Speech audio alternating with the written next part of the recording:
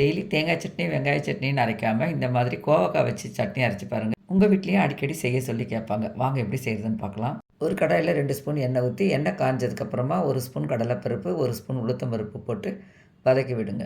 இப்போ 1/2 ஸ்பூன் தனியா சேர்த்துக்கோங்க. இந்த சட்னிக்கு தனியாவோட டேஸ்ட்டு சூப்பராக இருக்கும். நல்லா தனியா பொரிஞ்சு பருப்பெல்லாம் ஓரளவு செவக்கட்டும்.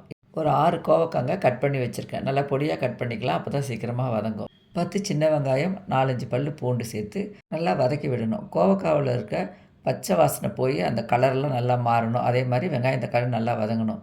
இப்போ ஒரு சின்ன சைஸ் தக்காளி சேர்த்துருக்கேன். காரத்துக்கு பச்சை மிளகாய் 2 சேர்த்துருக்கேன். வாசனைக்காக கொஞ்சமாக கருவேப்பிலை சேர்த்துக்கலாம். நீங்கள் கருவேப்பிலைக்கு பதிலாக புதினா இல்லை கொத்தமல்லி கூட சேர்த்துக்கலாம்.